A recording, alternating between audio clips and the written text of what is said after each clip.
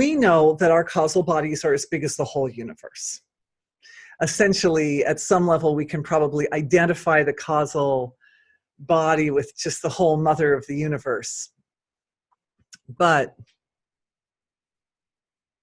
within that context of the wholeness of the universe, there are regions. And within the bigger regions, there's smaller regions and smaller like that. And all the regions have a value, and all of them have a role to play in the healing process. So it's good to be familiar with the whole range of expression of that causal body. And I've talked about how these regions in the causal body are big resonating spaces, right? So what we're doing is we're expanding our awareness out to a very big platform where we're looking at this very large structure of the causal body. And one of the extremely brilliant course participants made the suggestion, what if it's Annapurna? For those of you who are not familiar with the term Annapurna, it means full of food. but this mechanism works at a certain pace, and it was right at the very end of the webinar yesterday. And so I wasn't 100% sure. I wanted to check it. I wanted to test it. I wanted to look at it from a bunch of different angles to feel confident with that idea before presenting. But I decided that she was absolutely right. And how brilliant is that? So hats off to our dear Jyotishi friend who had that insight that it could be Annapurna, because yeah, right? Lots of people raising hands. Woohoo! We are so grateful to you, darling, for having come up with that suggestion. So, and being brilliant. Yeah, nourishment.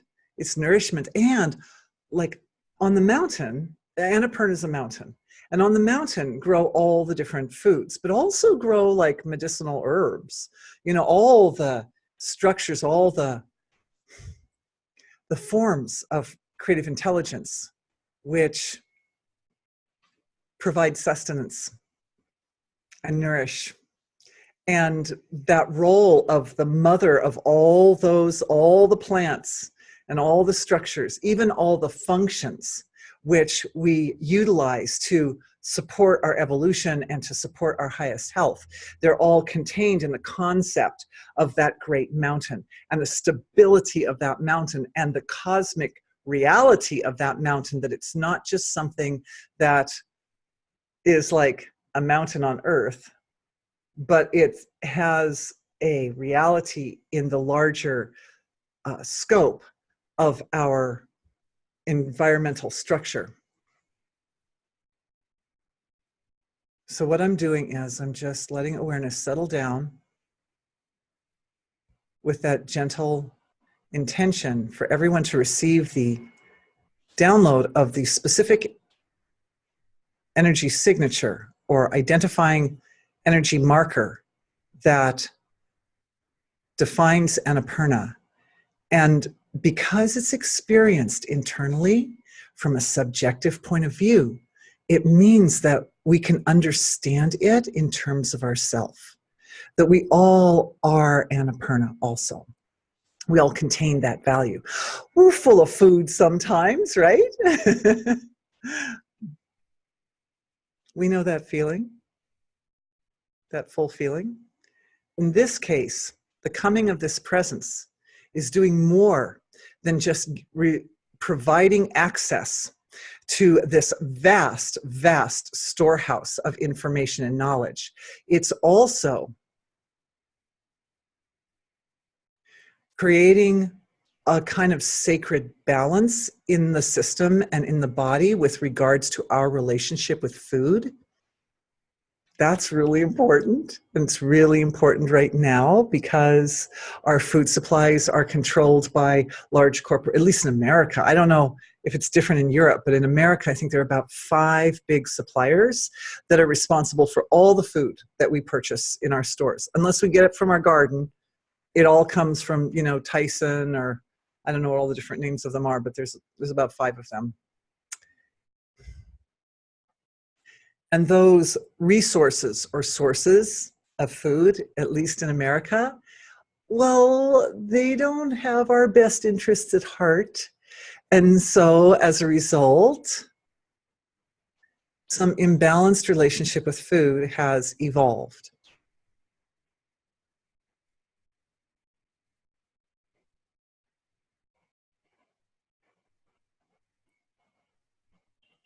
There's this really sweet, soft, very loving cultivation of a loving relationship, of a lovingly reverent relationship between the being and Annapurna, but also between the gut, the microbiome, and Annapurna, right there. So this is happening, and I'm feeling the energies. It's unfettered, it's moving, it's circling, especially we get the gut bacteria online there. And what that's doing is it's supporting our ability. It's interesting, yesterday's webinar also started out with a healing for digestion. Anyway, different one though. And there's a bit of a releasing and letting go, but there's also this lovely, enthusiastic kind of excitement and pleasure that is associated with the birth of this richer relationship with the laws of nature. And I think of this when I first came across this big being, this big Annapurna being, I thought, wow, it seems to incorporate like all sorts of laws of nature, many, many laws of nature contained within the context of a single sort of expression of self. So it gives access to lots of laws of nature that have to do with the eating process, with the digesting process, with the food selection process, timing, when do we eat, what do we eat, how much do we eat, and then once it goes inside, how do we deal with it? So that whole system is getting an upgrade as a result of the establishment of the relationship. And what this relationship is, and I pointed this out yesterday, is essentially a relationship with our own self. Right? Because all these causal forms, all these Davic forms of creation are actually manifestations of the causal body. It's just that each one of us kind of slices up or divides up that big ocean of the causal self in different ways. So we have different types of resonating spaces that we're used to working with. And this is one that, at least for myself, I hadn't worked with it on this level before ever until this week. So that's why it's such a pleasure to share it with all of you, because this is like new information coming out, at least for me.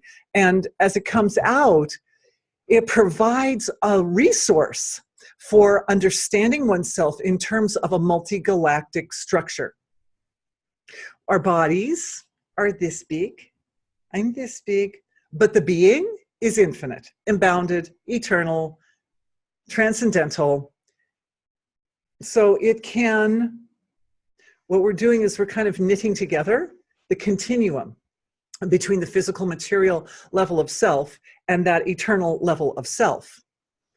And so one of the steps in the knitting process, in the integration process, is this ability to reach awareness out and embrace those forms that are really extensive.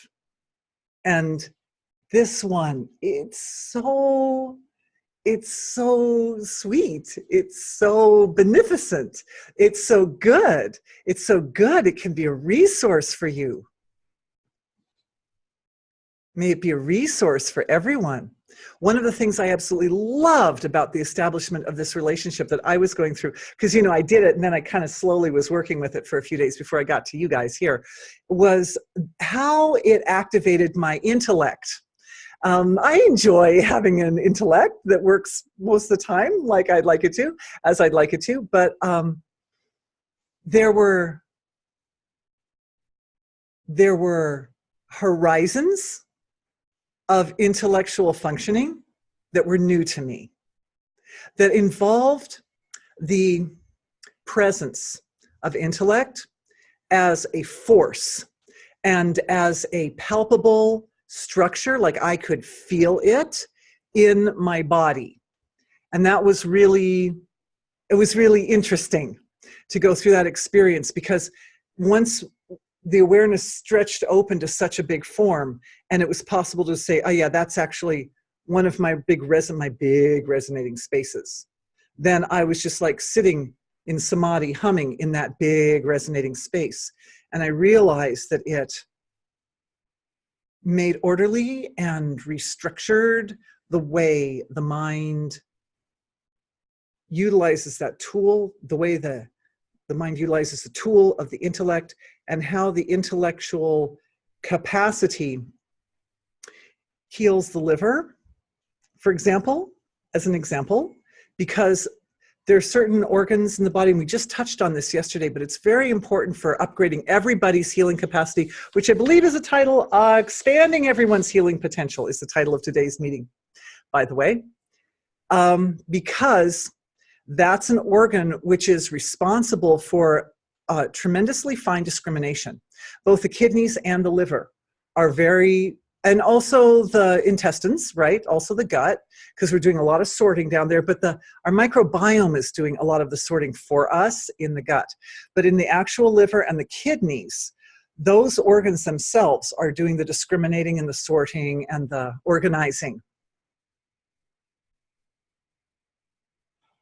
So just looking into the energy frequency of everyone's livers and kidneys. And as we do that, those organs have their own magnetic field, and they have their own energy intelligence that oversees. So every organ has, you can think of it like a little angel, sort of, if you want to think of it that way. But the idea is that there's a quality of consciousness, pure consciousness, which is responsible. It is the consciousness of the liver. It is the consciousness of the kidneys. So happy to be doing this healing for everybody.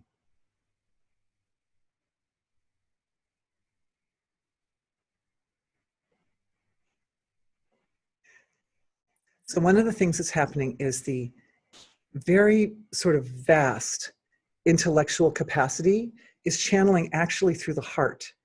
And through the heart center, it's able to go to the other organs.